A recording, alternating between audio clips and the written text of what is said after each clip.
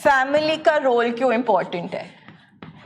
अब इतना तो समझ में आ गया ना कि घर में किसी भी सदस्य को कोई तकलीफ होती है तो बाकी के घर वाले जो हैं, बाकी परिवार वाले हैं, उसका ध्यान रखते हैं। ठीक है, पेशेंट क्या टांग टूट जाए, हाथ टूट जाए तो आप पकड़ के उसको चलाते हैं। ठीक है, इसी तरह से ये चीज़ें हमें अंडरस्टैंड हम कर चुके हैं पिछले 2 सेशंस में कि अगर हमारे पेशेंट का दिमाग खराब है, उसको ब्रेन डिसऑर्डर की बीमारी है, तो फिर हमें अपने ब्रेन से फैसला लेना है, राइट? तो अब फैमिली को करना क्या चाहिए? कुछ चीज़ें जो सर ने कल स्टार्ट करी थी, जैसे हमें जो नहीं करना,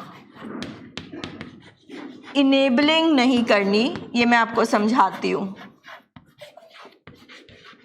प्रोवोकिंग नहीं करनी, रिएक्ट नहीं करना, हाइड नहीं करना,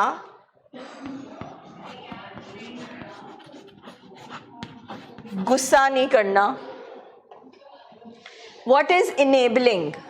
इनेबल का जो वैसे ही डिक्शनरी मीनिंग होता है वो होता है बढ़ावा देना। ठीक है,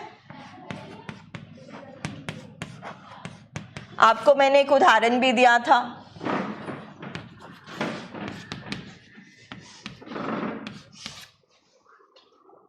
किसी भी चीज से मीटिंग खत्म होने के बाद एक वहां पे पोस्टर है, वो आप पढ़ेंगे मेरे साथ में।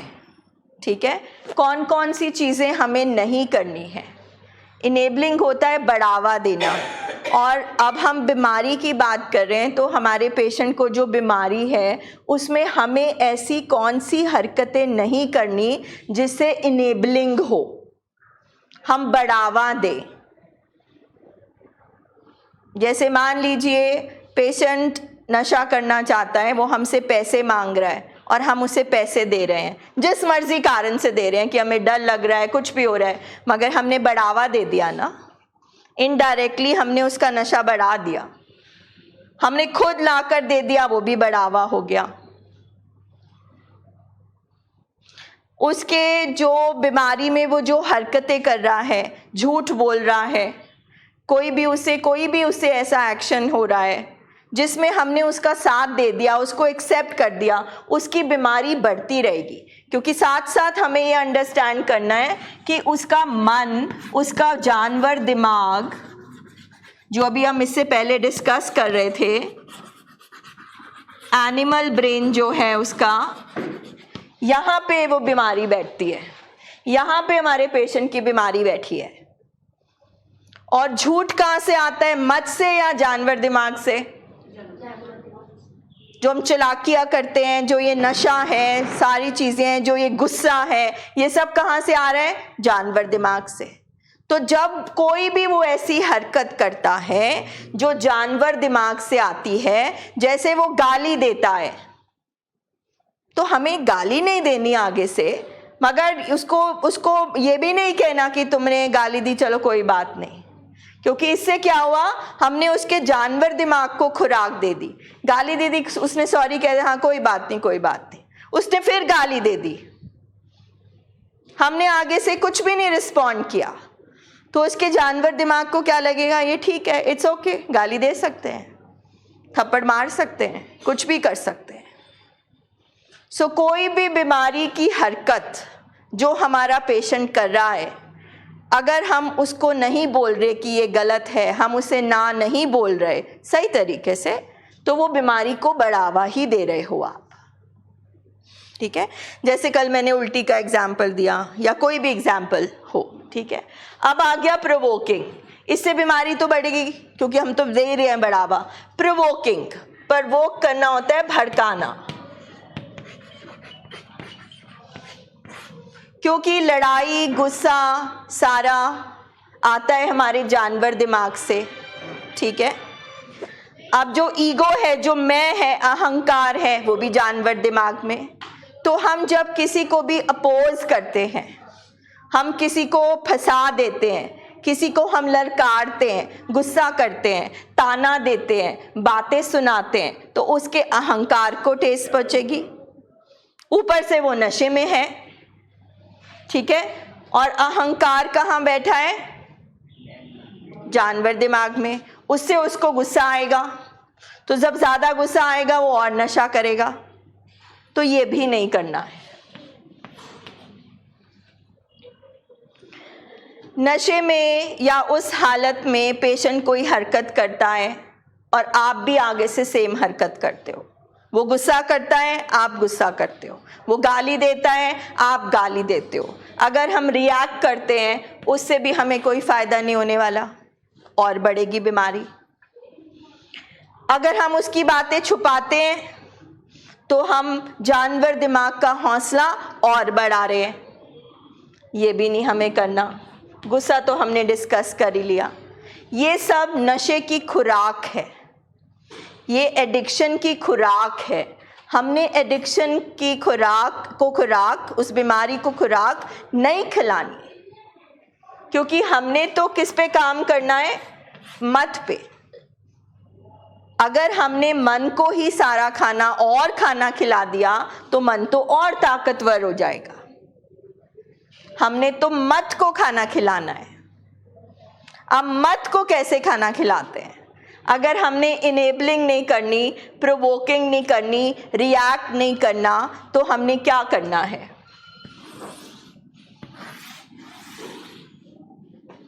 हमने असर्टिव होना है, हमने प्रोएक्टिव होना है, हमने टफ लव दिखाना है, हमने बाउंड्रीज खींचनी है।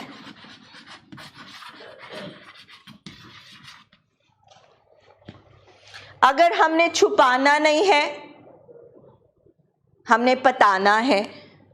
बट अगर हमने गुस्से से बोला, अगर हमने अब्यूज करके, ब्लेम करके, ताना दे के बोला, तो वो उसे हर्ट कर जाएगा और जो हम कहना चाहते हैं वो उसके पास नहीं पहुंचेगा। राइट? ठीक है।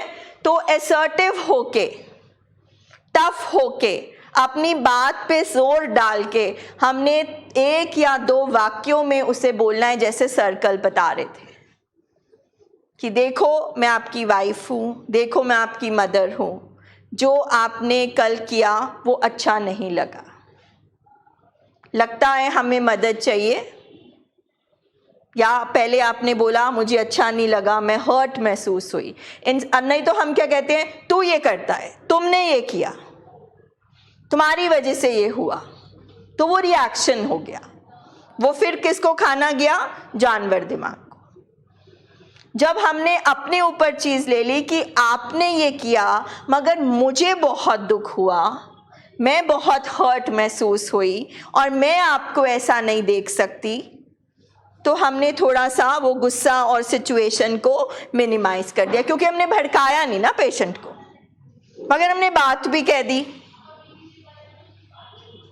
तो हमने रिएक्ट नहीं करना, प्रोवोक नहीं करना, हमने असर्टिव और प्रोएक्टिव होना है। प्रोएक्टिव मीन्स आप रिएक्शन नहीं दे रहे, आप उस समस्या का हल निकालना चाह रहे हो कि इस सिचुएशन में हम अच्छा क्या कर सकते हैं, प्रोएक्टिव कैसे हो सकते हैं। मगर अगर हम आगे से हम भी भड़क जाएंगे तो उससे कुछ नतीजा तो नहीं निकलेगा, वो एक्शन तो नहीं खत्म होगी, बीमारी तो नहीं खत्म हो जाएगी, वो नशा करना तो नहीं छोड़ देगा। हमारा गोल क्या है? हमारा गोल क्या है? कि ये बीमारी चली जाए, नशा ना हो। अगर हमारा गोल ये है तो हमें असर्टिव और प्रोएक्टिव होना है। इसी की एक्सटेंशन टफ लव है। या हम बहुत ही सख्ती करते हैं, हम ना फैमिलीज एक्सट्रीम आते हैं, या तो हमारे घर में बहुत ही सख्ती हुई होती है या फिर बिल्कुल ही नहीं हुई होती। सो हम फैमिली सीखती हैं टफ लव। खाली टफ होने से भी काम नहीं चलेगा, खाली सख्ती से भी काम नहीं चलेगा। हमें पेशेंट को भी अंडरस्टैंड करना है कि वो बीमार है, वो ऐसी हरकत क्यों कर रहा है। खाली लव से भी काम नहीं चलेगा। टफ लव में मोस्ट इंपॉर्टेंट चीज होती है हाँ कहना और ना कहना। अब जैसे मैंने आपसे पूछा, आपने तो कभी ना नहीं करी, मगर जिस चीज़ में आपके हस्बैंड का नुकसान है, जिससे आपका परिवार सफ़र कर रहा है, वो भी सफ़र कर रहे हैं, कल को वो और बीमार हो सकते हैं, तो वो चीज़ अगर वो बोलते जा रहे हैं, उसके लिए हम हाँ तो नहीं बोल सकते ना कि हाँ ठीक है कोई बात नहीं कर लो। जिस भी चीज़ से हमारे पेशेंट का, हमारे फैमिली मेंबर का नुकसान हो रहा हो, क्योंकि उसे समझ नहीं आएगी ना, ये बात हमेशा याद रखो, he has a disease of brain disorder.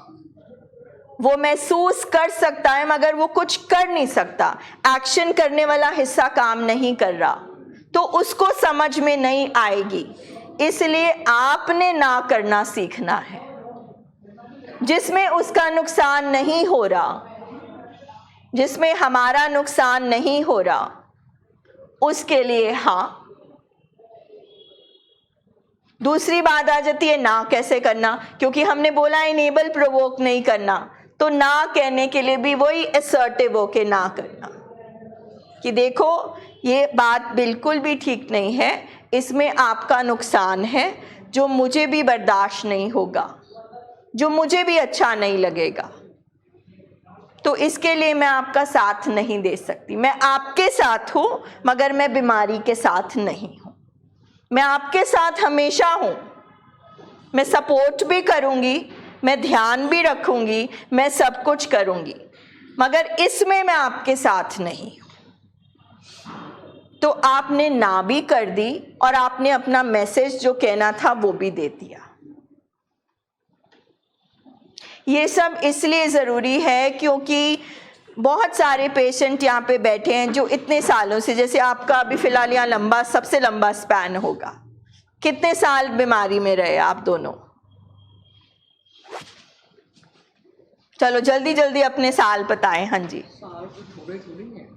चलो 50, 60, ठीक है, चलो ये हाईएस्ट है, भी एल्डेस्ट है सबसे। हाँ जी, कितने साल बीमारी में?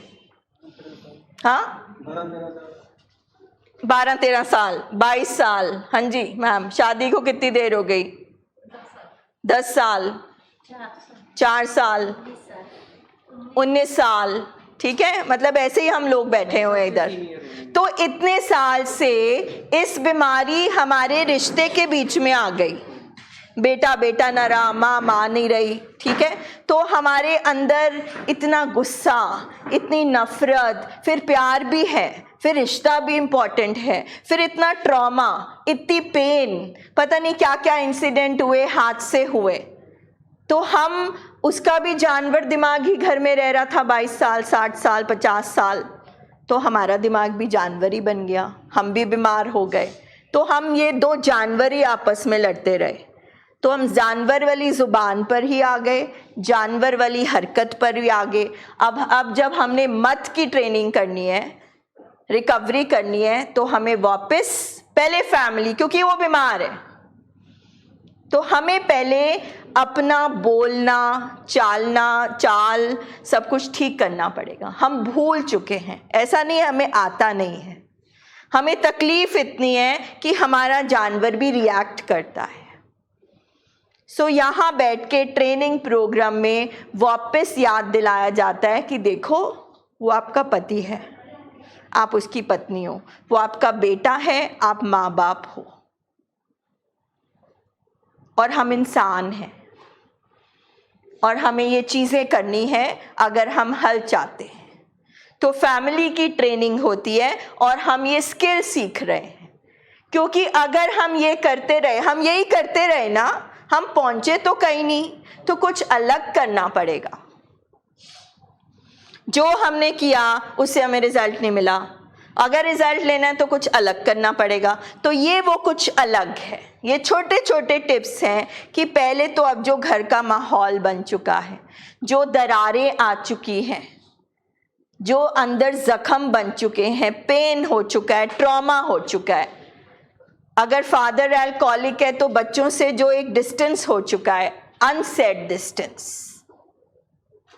क्योंकि घर में बीमारी हो और घर ना टूटे ये हो नहीं सकता।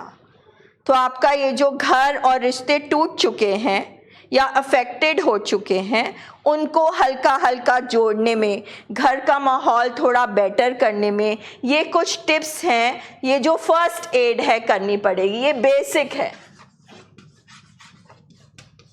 ये फर्स्ट एड है, ये ट्रीटमेंट नहीं है। जैसे सर ने कल बोला, ये ट्रीटमेंट नहीं है, ये फर्स्ट एड है। अच्छा चोट लगी, चलो पहले डिटॉल से साफ कर दो, अभी चोट का ट्रीटमेंट नहीं हुआ। तो जब आप ये कहते हैं देखो आपकी बीमारी में, या आप इस तरह से जब करते हो तो ये महसूस हो रहा है, ये हुआ, लगता है हमें मदद की ज़रूरत है, let's go to the doctor, let's go to a professional. मगर ये जो स्किल्स हैं, क्योंकि मैंने कहा ना इतना लंबा स्पैन हो चुका है, हमारा ब्रेन भी कुछ आदतें सीख चुका है, तरीके सीख चुका है, थॉट्स सीख चुका है, तो ऑटोमेटिकली हम करते हैं, क्योंकि हम भी इंसान हैं। और अगर ये स्पैन लंबा होता जाता है तो हमारी नफरत, हमारा ट्रॉमा, हमारा पेन भी बढ़ता जाता है और हम ज़्यादा रिएक्टिव होते रहते हैं। तो we have to learn the skills, but because patient has brain disorder, वो अभी उस हालत में नहीं है, उसका हार्डवेयर काम नहीं कर रहा, उससे हम अभी इतना एक्सपेक्ट नहीं कर सकते हैं। मगर हमारा गोल है कि हमारा पेशेंट ठीक हो, हम ठीक हो, हमारा परिवार हेल्दी हो, तो फिर हमें ये पहल करनी पड़ेगी। इट इज़ डिफ़िकल्ट, बहुत मुश्किल है, तो इसलिए ये स्किल्स की प्रैक्टिस करनी पड़ेगी। क्योंकि जब हम एक इंसिडेंट पे कुछ बोलेंगे, मान लीजिए कुछ हुआ, जैसे ही वो कुछ हुआ, क्योंकि अंदर जख्म पड़ा हुआ था, पुरानी चीज़ें भी याद आ जाती हैं, फिर और गुस्सा चढ़ जाता है। उस टाइम पे ये स्किल्स याद करना मुश्किल है, मगर अल्टीमेटली ये फर्स्ट एड तो देनी पड़ेगी ना हमें। तो जब हम सुनते रहेंगे, जब हम ये छोटी छोटी चीज़ अप्लाई करेंगे, तो अल्टीमेटली ब्रेन सीखता है ना। हम ब्रेन की ट्रेनिंग कर रहे हैं, फैमिली अपने ब्रेन की ट्रेनिंग कर रही है, मत की ट्रेनिंग कर रही है। वो अपनी फैमिली भी अपनी मत को मन से स्ट्रॉन्ग बना रही है, क्योंकि फैमिली का मन भी सारा टाइम फियर, डर, गुस्सा, नफरत, सारी चीज़ें अंदर है। तो that is why it's called a family disease, क्योंकि फैमिली भी बीमार की तरह हो जाती है, बीमार नहीं होती, बीमार की तरह हो जाती। तो हॉस्पिटल में हम पहले ये सीखते हैं कि देखो पेशेंट वो है, आप पेशेंट नहीं हो, तो आप तो कम से कम वैसी हरकतें नहीं करो। हाँ, उसकी वजह से जो आपके साथ सफरिंग हुई है, जो आपके अंदर पेन है, उस पे हमें काम करना है, उसको आइडेंटिफाई करना है, उस पे काम करना है और अंडरस्टैंड करना है कि हम पेशेंट से कैसे डिफरेंट हैं, क्योंकि सफ़र तो हम बीमारी की वजह से कर रहे हैं ना। तो बीमारी के ट्रीटमेंट में ये जो पहला स्टेप है, ये हमें सीखना पड़ेगा। अब हम बोले हम क्यों सीखे, बहुत कर लिया हमने, तो फिर तो हमें इलाज नहीं मिलेगा। तो उसके लिए सर जैसे कल बात कर रहे थे कि हमें वॉल नहीं बनानी, दीवार नहीं बनानी, हमें बाउंड्री बनानी है, दायरा। जैसे कल वो किसने शेयर किया, आपके बेटे ने, है ना, कि मेरे को अब बुलाना ही छोड़ दिया बिल्कुल। अब वो कहते हैं तू मरता है मरे, जीता जिए, दवाई भी छुड़वा दी, सब कुछ। कि अगर फैमिली इनेबल भी ना करे, प्रोवोक भी ना करे, तीसरा बिल्कुल काट ले, तो उस सूरत में भी इलाज नहीं होगा। तो हमने दीवार नहीं बनानी। अगर हम दीवार बना देंगे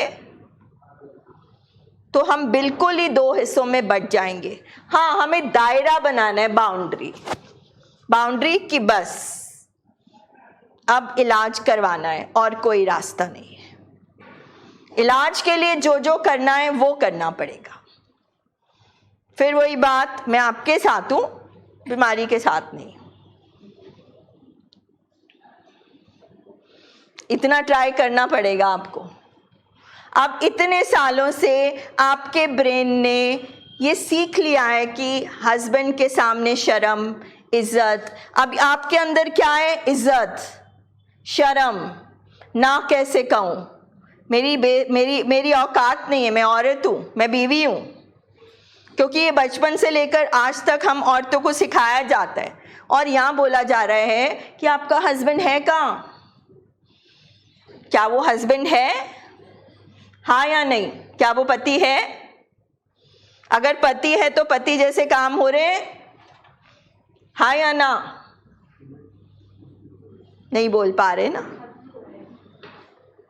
और इस चक्कर में, इस शर्म के चक्कर में, इस इज्जत के चक्कर में, इस सारी चीज में वो जो पति है वो ही सबसे ज्यादा सफर कर रहा है। क्योंकि वो तो बीमार है, उसने तो बस करनी नहीं, उससे होना नहीं कुछ, और हम कुछ कर नहीं रहे। किस चक्कर में? इज्जत। तो इज्जत बड़ी हो गई, प्यार आपका छोटा रह गया। क्योंकि आपने उन चीजों को जो आपने सीख रखा है, आपके एनिमल ब्रेन ने जो बिलीफ सिस्टम सीख रखे हैं, उससे तो आज तक आप अपने हस्बैंड का भला नहीं कर पाए। अब जब आप हॉस्पिटल में बैठे हैं और आपको बताया, तभी आपको डिटैच किया जा रहा है। क्योंकि पति देखोगे तो बीमार नहीं दिखेगा, बेटा सामने देखोगे तो बीमार नहीं दिखेगा, जब मरीज देखोगे कि हाँ भाई ये जॉन्डिस का मरीज है इसलिए ऐसे कर रहा है, ये कोरोना का है इसलिए ऐसे कर रहा है, इसको कैंसर है इसलिए ऐसा हो रहा है।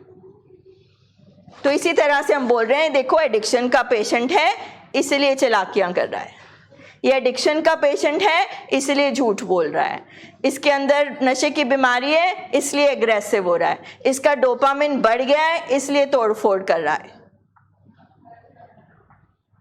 इसका डोपामिन बढ़ गया है, गुस्सा बढ़ गया है, ये बीमार है इसलिए गाली दे रहा है। अगर पति गाली देगा तो बहुत बुरा लगेगा, और अगर मरीज गाली देगा तो कम बुरा लगेगा ना। तो इससे हमारा दर्द नहीं तो क्या है, हाय मेरा बेटा, इसे मैंने पैदा किया, इसे मैंने सब कुछ खिलाया, इसने मेरे पे हाथ कैसे उठाया। तो वो माँ अपने गम में गुम जाएगी, उसकी ईगो इतनी हर्ट होएगी कि उसे दिखेगा ही नहीं। वो सिर्फ किसका वेट करेगी, किस दिन ये मुझे गले लगाएगा।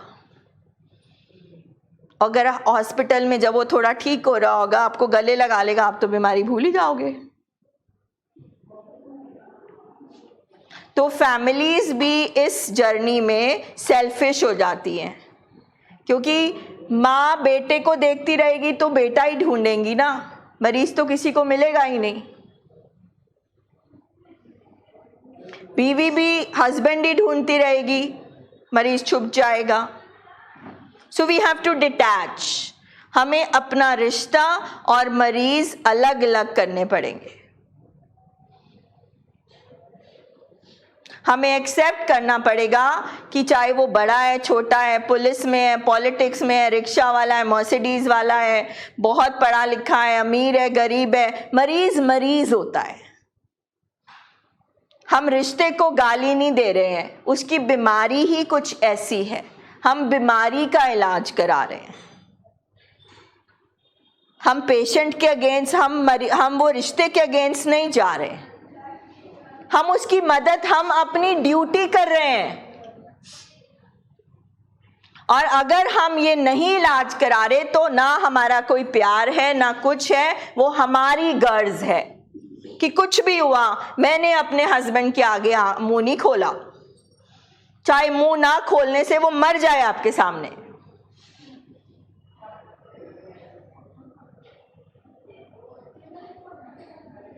क्योंकि अगर हम भी बीमार हैं, हम को डिपेंडेंट है ना, सारा कुछ सामने की बीमारी से नहीं आया। एक्चुअली लेडीज से डिपेंडेंट है ना, इसलिए वो डिपेंडेंट हमारा एक बिलीफ सिस्टम है ना मैम। वही भी एक रीजन। क्योंकि बेशक अब तुम ससुराल गई हो, वहां तुम्हें मार मार के मार दें, तुम्हारा हस्बैंड मारे, कुछ भी है, तुमने मुंह नहीं खोलना।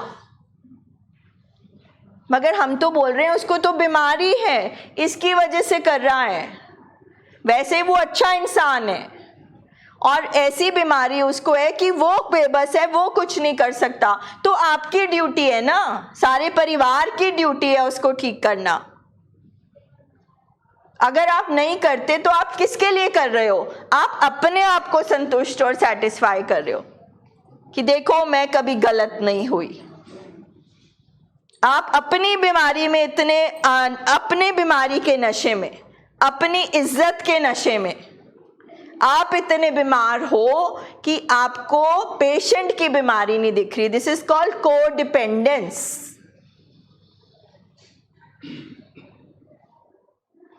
पेशेंट को सब्सटेंस का नशा, मुझे मेरे पति का नशा।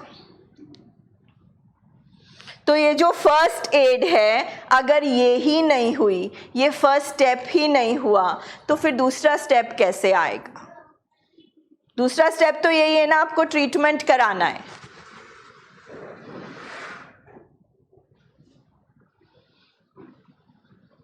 तो ये वाली चीज़ें बहुत इंपॉर्टेंट हैं जो हमें इस प्रोसेस में, क्योंकि ये बीमारी एकदम नहीं जाने वाली।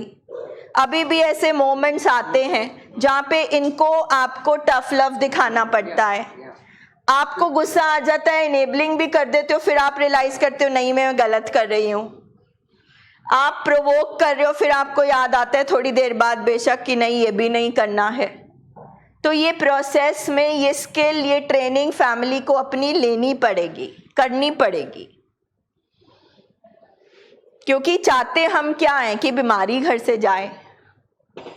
लास्ट में आके जो नीचे वाले 2 पॉइंट्स है ना, इस पे ज्यादा मेरे को लगता है फोकस करना। Tough love and boundaries, yes. जो मेरी स्टेज चल रही है उसमें इस पे आपकी स्टेज में यस, टफ लव, क्योंकि हमारे ब्रेन ने भी या टफ होना या लव सीखा है, सिर्फ हमें दोनों को यस मिक्सचर।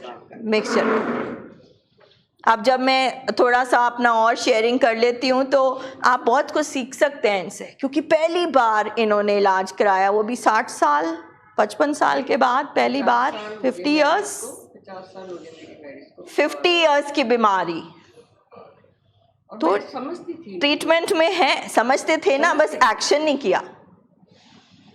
समझते तो वो भी थे मगर वो बेबस थे, उन तो बीमार है। और आप कोडिपेंडेंट थी, आप भी इतनी बीमार हो गई थी। तो इस कड़ी को तोड़ना पड़ेगा ना। हम चिपक के तो नहीं पेशेंट के साथ चलते रहते, कहीं नहीं पहुंचेंगे। वो अपने नशे के आगे आगे, हम उसके पीछे पीछे भाग रहे हैं, भागते ही रहे ना। ये भागे 50 साल।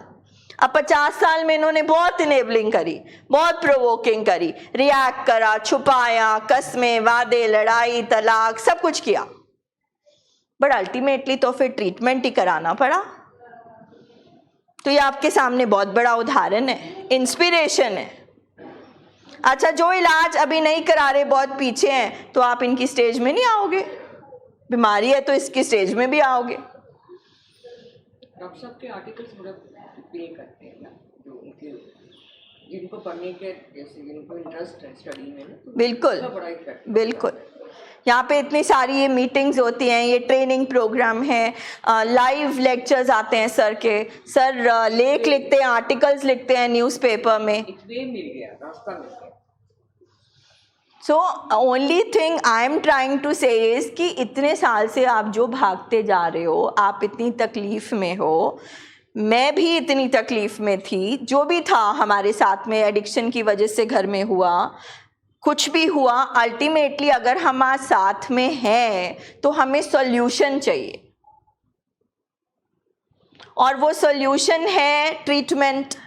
अब ट्रीटमेंट एक रिकवरी प्रोसेस है। ट्रीटमेंट में क्या होता है, अगर आपने ट्रेनिंग पूरी ली है, अगर आपने दवाइयाँ भी आप खा रहे हो, फिर भी रिलैप्स हो रहे हो, तो क्या माइक्रो एडिक्शन रह गई, किस पे काम होना रह गया, उसको हमने सीखना है और आगे बढ़ना है। पीछे तो कोई नहीं जाना चाहता। कोई जाना चाहता है पीछे? कोई नहीं ना। जितना मर्जी दर्द है, हम निकलना चाहते हैं ना, तो निकलने के लिए सॉल्यूशन पे फोकस करें, रास्ता ढूंढे, प्रोफेशनल से बात करें, चुप नहीं रह जाएं। अगर हम चुप रह गए तो बीमारी ने तो बढ़ना है, बीमारी ने नहीं वेट करनी। इसलिए मैं रिपीट करती हूं, इनेबलिंग कोई भी ऐसी हरकत नहीं करनी जो बढ़ावा देती है। ठीक है? प्रोवोक नहीं करना, भड़काना नहीं, क्योंकि वहाँ पे अहंकार, ईगो सारा जानवर दिमाग में बैठा है, वो भड़केगा तो और बीमारी आएगी। रिएक्ट नहीं करना, छुपाना नहीं, गुस्सा नहीं करना, डरना नहीं है। हस्बैंड से डरो, मरीज से मत डरो। और ये डर कब खत्म होगा? जब हस्बैंड को मरीज समझोगे। सिंपल फॉर्मूला है, जब तक हस्बैंड को मरीज नहीं समझोगे उसका इलाज नहीं करा पाओगे। और शायद इसलिए आज तक इलाज नहीं करा पाए। सर स्माइल कर रहे हैं, क्या चला आया थॉट में?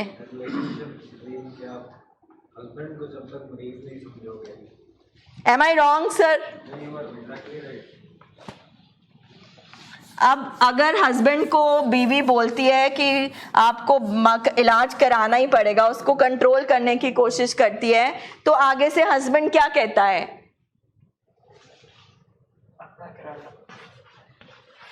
हाँ, तो वो उसका क्या मतलब हुआ? अच्छा, वो कौन सा दिमाग बोल रहा है? क्योंकि हस्बैंड का जानवर दिमाग ज़्यादा पावरफुल है, तगड़ा है, बीमार है, उसके अहंकार को ठेस हुई कि मैं मर्द हूँ, मैं करता धरता हूँ, ये कौन होती है, तो उसका जानवर उसको कंट्रोल करने की कोशिश करता है। तो अगर वो हस्बैंड आगे से रिएक्ट कर रहा है तो वो एक बीमार रिएक्ट कर रहा है, इट्स ओके, उसने वही करना है ना। अगर उसका जानवर दिमाग नहीं चल रहा होता तो आपको कहने की ज़रूरत ही क्यों थी, आप लोग यहाँ बैठे ही क्यों होते? तो ये अलग करना पड़ेगा। ये रिश्ता है, ये पेशेंट है। आपकी लड़ाई पेशेंट से है, आपने पेशेंट को ट्रीट कराना है, डिजीज़ को ट्रीट करना है, रिश्ते को नहीं। इसको ख़त्म करोगे तो ये वापस मिलेगा ना। इसको तो हाईजैकर ले गया। कहाँ गए आपके वाइफ? ये वो पायलट हैं जिनको बीमारी ने यहाँ पे गन रखी हुई है। तो आपको क्या बोलता है हाईजैकर?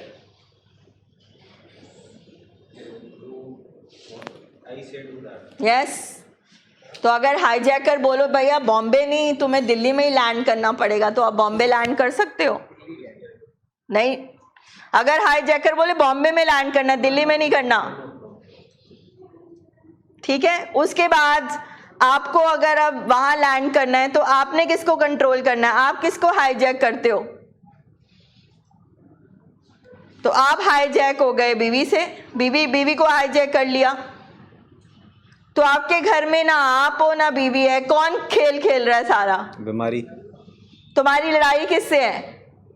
बीमारी से।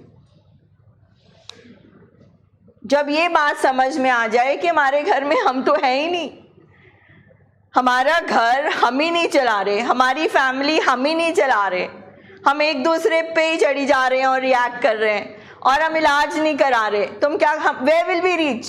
नोवेयर। फिर एक दिन बस हो जाएगी, या तो टाइम से पहले हमारा एंड हो जाएगा, या हमारा रिश्ता टूट जाएगा, या जो बच्चे बड़े हो रहे हैं कल को वो अस्पताल पहुंच जाएंगे, या तो उनके रिश्ते खराब हो जाएंगे, या और बीमारियां हो जाएंगी। मतलब ये हम देखें ना आगे। तो जब हम ये सब समझेंगे तो शायद हम एक्ट कर लें। इतना कुछ सुनने के बाद भी ये जो बीमारी है ये बहुत तेज है, ये बहुत पावरफुल है। ये इस लेक्चर में इतना इम्प्रेस होकर सारा समझ के वाह क्या सच्चाई है, जब तक हम अपने पेशेंट के कमरे में जाएंगे। इस बीमारी में इतनी ताकत है कि एक शब्द आपके पेशेंट का और 100 शब्द मेरे फेल हो जाएंगे। इसीलिए फैमिली को इतनी ट्रेनिंग की ज़रूरत है। अगर हमारी ट्रेनिंग नहीं होगी, हम ये स्किल नहीं सीखेंगे, हम ये बीमारियां की चालाकियां नहीं सीखेंगे और खुद स्मार्ट नहीं बनेंगे, स्मार्टली ये स्किल फॉलो नहीं करेंगे, तो ये बीमारी हमें और हमारे घर दोनों को हरा देगी। और हमारा एंड बुरा ही होगा, हो ही नहीं सकता अच्छा। सो जितनी जल्दी हो सकता है बाकी सारी चीज़ों को अभी थोड़ा साइड पे रख के ट्रीटमेंट में फोकस करो। लर्न अबाउट द डिजीज़, क्या है ये डिजीज़, मुझे क्या करना है, मुझे अपने घर को, ये होएगी पत्नी की ड्यूटी।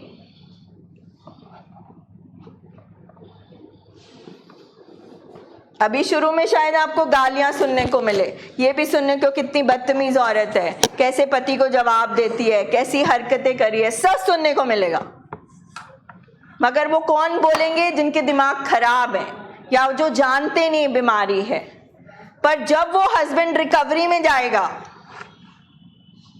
जब आपके पीछे जो बैठा है वो जो रिकवरी में जाएगा, पीछे मुड़ के देखो, हस्बैंड बैठे हैं किसी के रिकवरी में आपके बिल्कुल पीछे, तो वो ये बात नहीं बोलेंगे। तो वो समझेंगे कि मेरी वाइफ ने मेरी हेल्प करी, थैंक यू। ये चीज़ें सीखने की ज़रूरत है हमें पता नहीं है, ऐसा नहीं है कि हम चाहते नहीं है, हम चाहते हैं। आप चाहते हो सब, तभी यहाँ बैठे हो। आप सब अपने रिश्ते से प्यार करते हो तभी बैठे हो, मगर हमें तरीके नहीं आते, हमें बीमारी का नहीं पता, हमें इसके सिम्टम्स का नहीं पता, हमें ट्रीटमेंट प्रोसेस का नहीं पता, हमारे अंदर क्या वल होने चाहिए, स्किल्स का नहीं पता। तो अगर हमें जब पता लगेगा और हम ये सीखेंगे, फॉलो करेंगे, अप्लाई करेंगे, तो क्यों नहीं हमारा रिश्ता जो बीमार है वो ठीक होगा और हमारा घर खुशहाल होगा। कोई क्वेश्चन, कोई शेयरिंग किसी की भी? आइए Jasvir sir, over to you. इनसे ज़रूर पूछिएगा कोई क्वेश्चन, सर इनसे ज़रूर क्वेश्चन पूछवाइए। आओ मैम, आगे बैठो।